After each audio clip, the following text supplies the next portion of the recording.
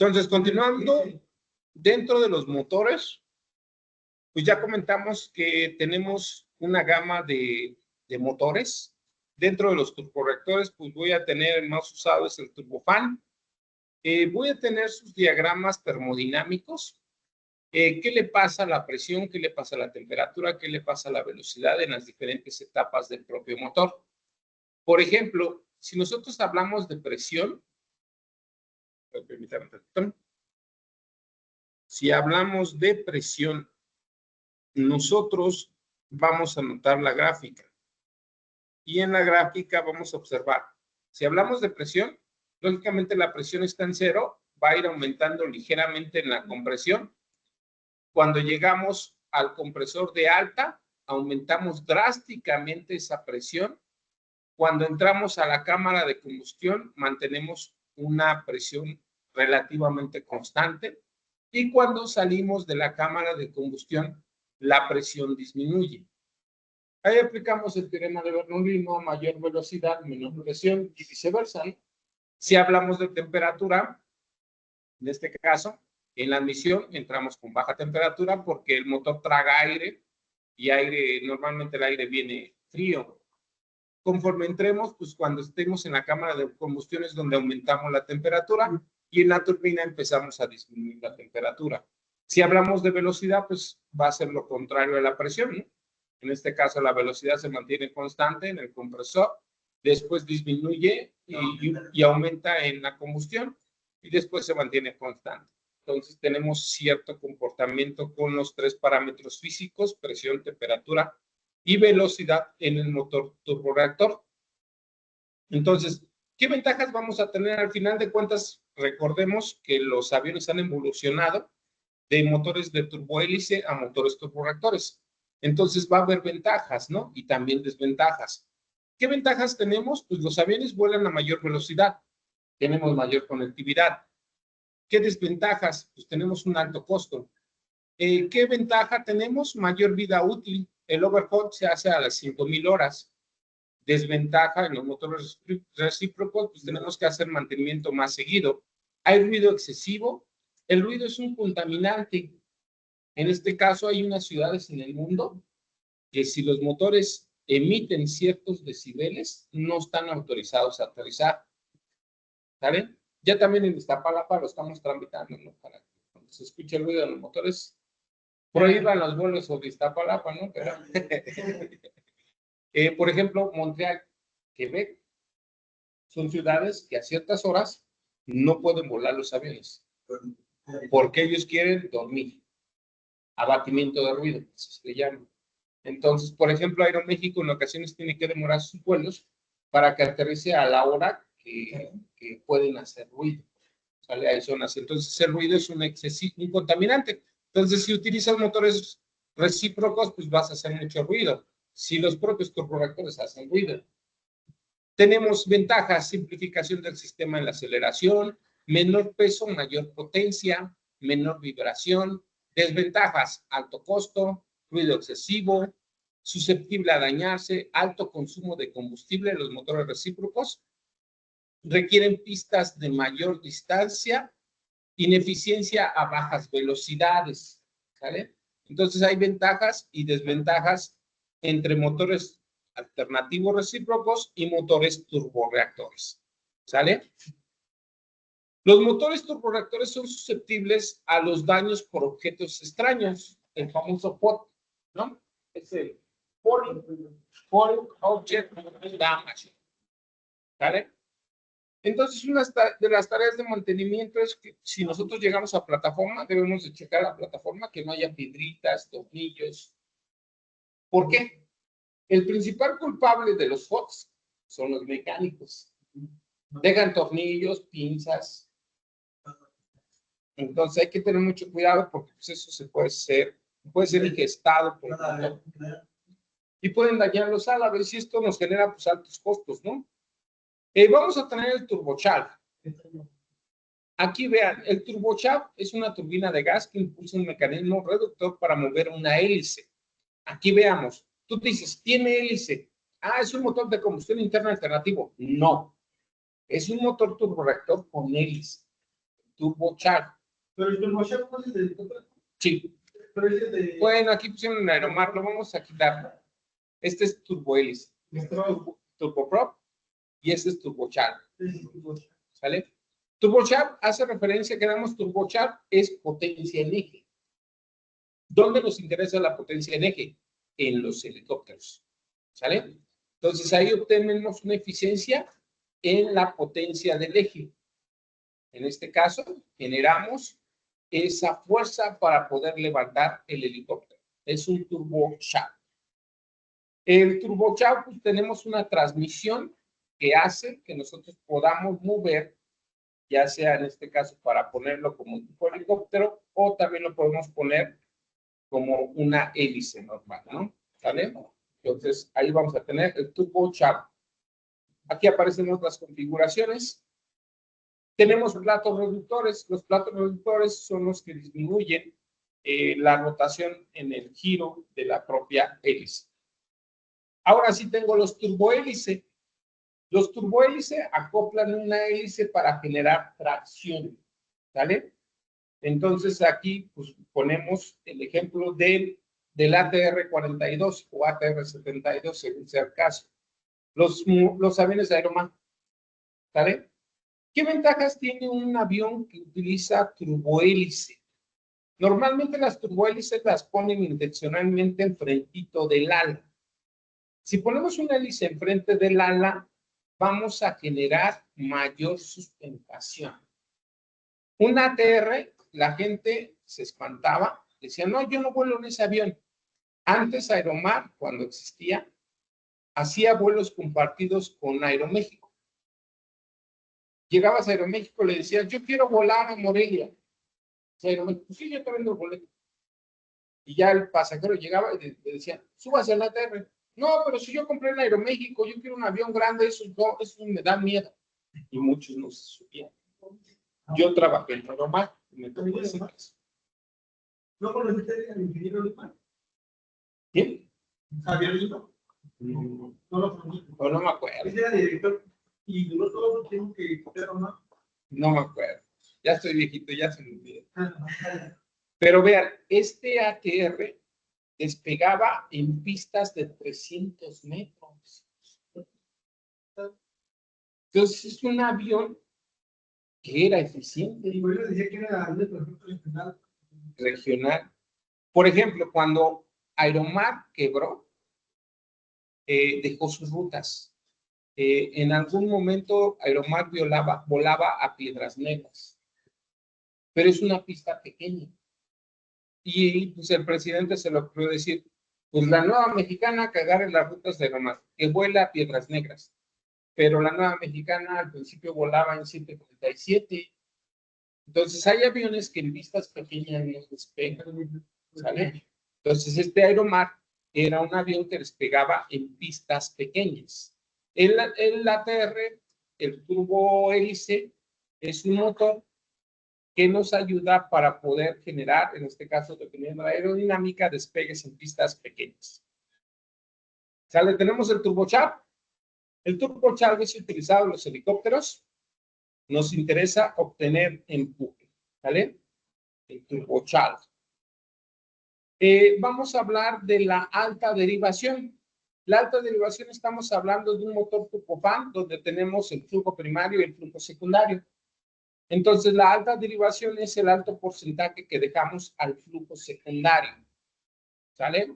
Entonces, aproximadamente tenemos un 20% que entra al core, al núcleo, y otro 80% que se va a la derivación, que es el flujo secundario. Normalmente los turbofan trabajan con ese tipo de derivación. ¿Qué otros tenemos? Tenemos el turbofan y turbofan de alta derivación, ¿no? ¿Sale? Tenemos algunos otros tipos de motores como el JATO, Jet Assisted Takeoff.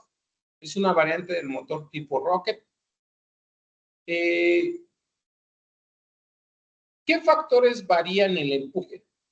La velocidad, la altitud, temperatura, presión atmosférica, revoluciones, temperatura de descarga de los gases, humedad del aire, eficiencia térmica. De estos parámetros, hay unos parámetros que ya son constantes en el motor. Por ejemplo, la temperatura de gases de escape cuando diseñas un motor, pues en promedio él va a tener una temperatura nominal. ¿Estamos de acuerdo, no? Entonces es una constante temperatura de gases de escape. Las revoluciones del motor también es una constante, que ya viene de fábrica. ¿La humedad es una constante o es una variable?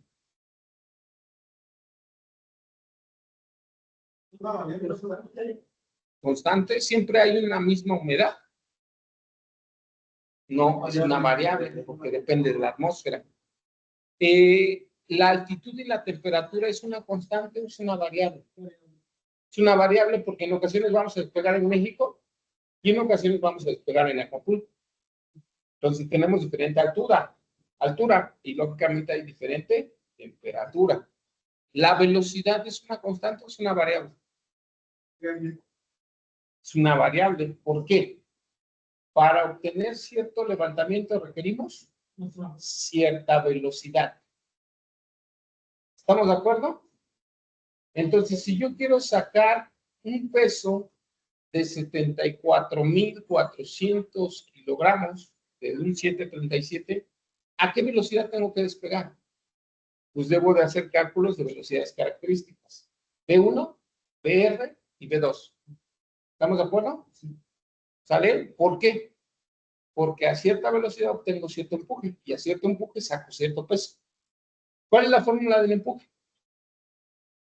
Coeficiente de levantamiento por un medio de la densidad por la velocidad al cuadrado. Entonces, a cierta velocidad hay cierto empuje y para cierto empuje sacas cierto peso. ¿Estamos de acuerdo?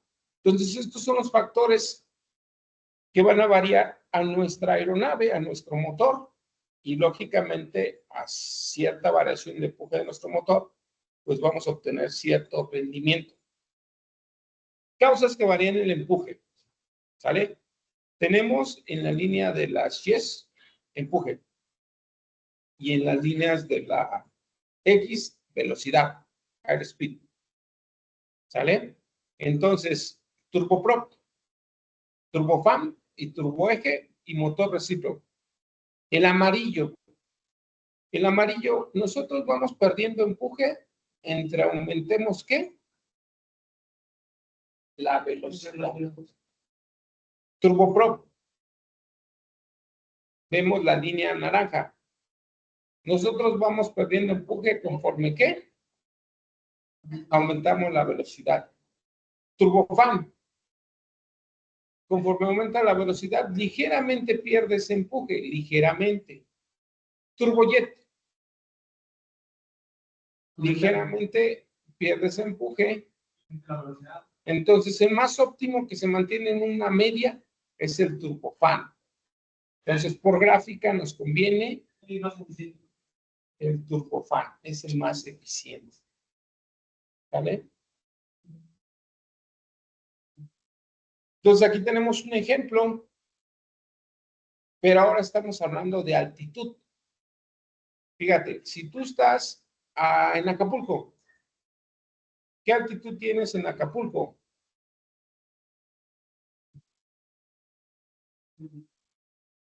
Creo que estás a 5 pies. ¿Sale? 5 pies. 5 pies.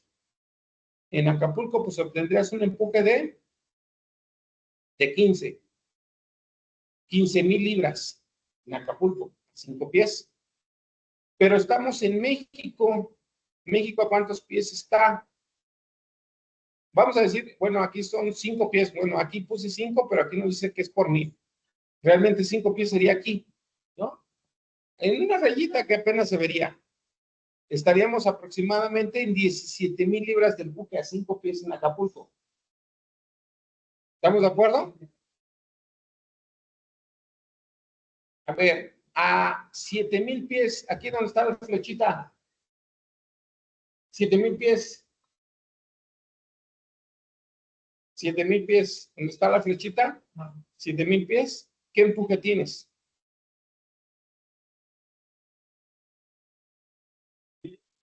como 13,000 pies, 13,000 libras, que digan. Entonces, a 7,000, que es la elevación de la Ciudad de México, tú sacas un empuje de 13,000.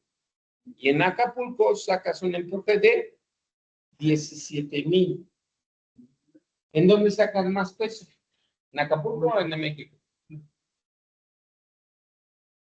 Ahora analicemos, esto es por gráfica. ¿Okay? Los ingenieros les gustan las gráficas, ahí está la gráfica.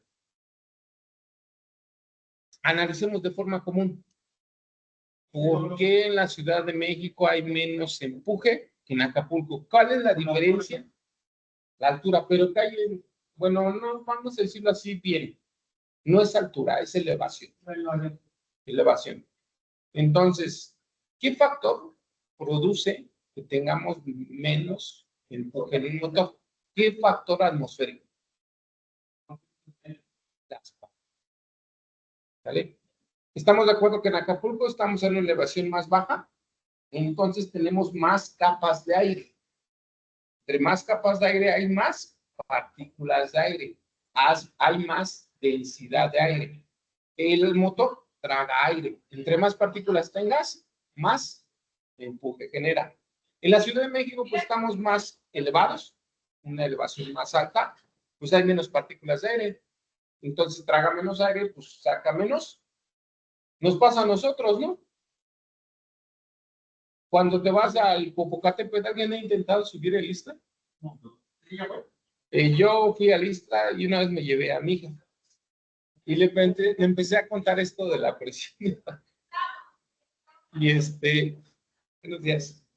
Hubo un punto donde, la verdad, empiezas a caminar y sientes que te falta el aire. Y es normal, ¿vale? Entonces mi hija no dijo que le explotaban el pulmón. Pero es algo que tú sientes. ¿No? Exacto. ¿Sale? Entonces, en niveles altos, pues falta menos aire. ¿Vale? Entonces, esta es una gráfica que nosotros vamos a tener. Ahora vamos a ver el HP contra libras y temperatura. Aquí tenemos diferentes tipos de motores. JT8D, Pratt & Whitney 2037, Pratt & Whitney 40,000, J58, J79. Y vean en qué puntos se encuentran de rendimiento contra temperatura. Es una gráfica vieja porque no tiene motores nuevos como el LEAP o como el CFM56. Entonces solamente la vamos a poner como referencia. Aquí tenemos otra gráfica en el cual también vamos a obtener ciertas eficiencias de los propios motores en referencia al bypass radio y el rendimiento de los motores turbofan, Ranger, Scranger, y pues siempre vamos a obtener que el mejor resultado lo va a obtener el famoso turbofan. ¿Vale? Entonces el turbofan va a tener sus elementos esenciales que ya comentamos, el fan, compresores, cámara de combustión y turbinas. ¿Sale? Tenemos una derivación en los ductos y también vamos a tener ductos subsónicos y supersónicos como en el Conco. ¿Vale? Esas características van a generar ciertos rendimientos en aeronaves de flujo dividido, como este avión caza. Y vamos a tener nuestro motor de abanico, el JT8D. ¿Sale? Tipos de compresores, tipos de cámara de combustión y las etapas. Recordemos, una etapa ya sea de compresor o de turbina, aquí nos dice, se denomina etapa, no nos confundamos que era la duda, ¿no? Cuando nosotros hablamos ciclo Brayton, maneja 4 etapas. Admisión, compresión, combustión y esas son etapas termodinámicas. Estas son etapas físicas. Etapas de compresor o etapas de turbina. Se denomina etapa a cada uno de los discos a la vez e impulsores centrífugos que componen a una de las secciones del compresor. Una etapa es una parte rotora y una parte estatora. ¿Sale? Esa es una etapa. Una rotora y una estatora. ¿Sale? Entonces, tenemos carcasa del compresor y elementos guías del propio compresor. Entonces, vamos a hacer un break. ¿Dudas, preguntas, traumas?